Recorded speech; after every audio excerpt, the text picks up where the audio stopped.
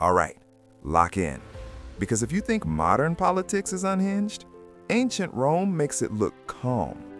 I'm talking emperors who declared war on the ocean, married their horses, and casually burned the city they ruled.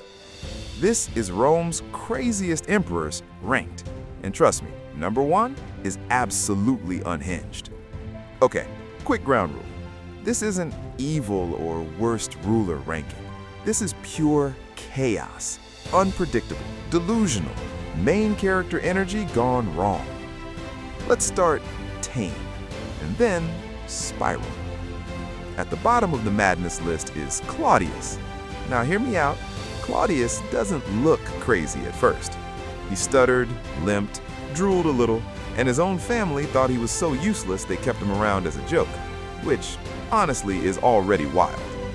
But then, plot twist, he becomes emperor, and suddenly the harmless uncle starts ordering executions, marrying his niece, and letting his wives run political hit lists behind the scenes. Claudius wasn't insane in the loud way. He was chaotic in the how did this man survive this long way. Also, spoiler alert, he probably got poisoned by his own wife. Very Roman ending. Next up, Nero. And yes, this is where things start getting spicy. Nero was the original theater kid with unlimited power. He wanted to sing, he wanted to act, he wanted applause, like mandatory applause. If you left one of his performances early, congrats, you might be executed. And then there's the fire. Rome burns for 6 days. People are screaming, the city is collapsing, and Nero, he's either playing music or watching dramatically, depending on which historian you believe. Did he start the fire? Debated. Did he blame Christians and execute them horribly to protect his image? Oh, absolutely. He kicked his pregnant wife to death, then married a boy who looked like her and called him by her name. That alone should have put him higher, but trust me, we're just warming up. Now let's talk about Domitian. This guy didn't scream madness, he whispered it. Domitian was paranoid to an Olympic level. He lined palace walls with polished stone so he could see reflections of assassins coming. He executed people for jokes. He banned philosophers because, quote, thinking felt threatening. At dinner parties, he'd seat guests in total silence, surrounded by black decor, with their names engraved on tombstones, just to mess with them. Imagine getting invited to that and thinking, yeah, I might die tonight. Domitian wasn't loud crazy, he was psychological thriller crazy. Next, Commodus. And this is where Rome officially turns into a fever dream. Commodus believed he was Hercules reborn, like literally. He wore lion skins, carried a club, and renamed Rome after himself. But the real insanity? He fought as a gladiator, not trained sometimes. Public arena, thousands watching, the emperor fighting men who were not allowed to win. He'd slice off heads of disabled people and call it sport. He charged Rome money every time he appeared. And when he got bored of ruling, he just stopped. Eventually, his inner circle poisoned him. When that didn't work, they strangled him in the bath. Classic Roman exit. Now, brace yourself, because we're entering the top tier. Caligula, a man whose personality was basically violence but louder. Caligula murdered his own brother in front of their mother, then massacred thousands of the brother's supporters, then declared himself the victim. He loved Alexander the Great so much he copied his haircut, his clothes, his attitude, and then slaughtered an entire city because they made fun of him for it.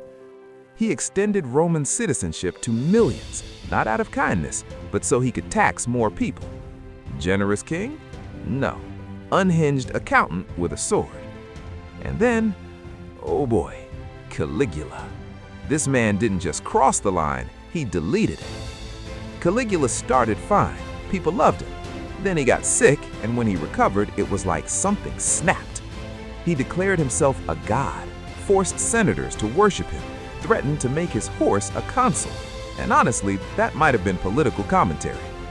He waged war on the sea, yes, the ocean, ordered soldiers to stab waves and collect seashells as war trophies. He slept with senators' wives, executed people for existing wrong, and allegedly said, "I wish the Roman people had a single neck so I could cut it off." Caligula ruled for just 4 years. That's how bad it got. But somehow, he is not number one, because nothing, and I mean nothing, beats Elagabalus. This teenage emperor makes Caligula look like a substitute teacher.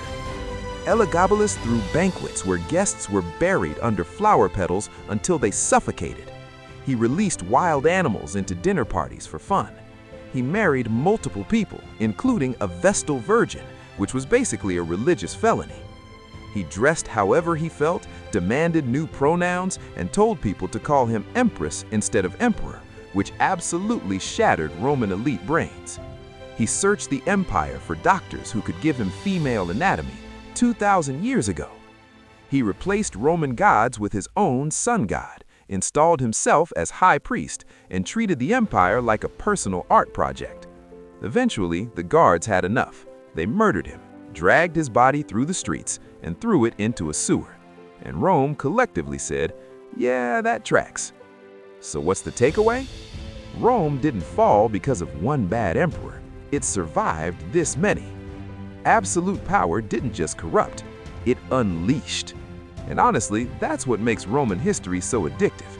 It's not marble statues and speeches. It's humans, messy, dramatic, insecure humans with the power to do whatever they wanted. If you enjoyed this, you're gonna love what's coming next, because Rome has way more madness where this came from.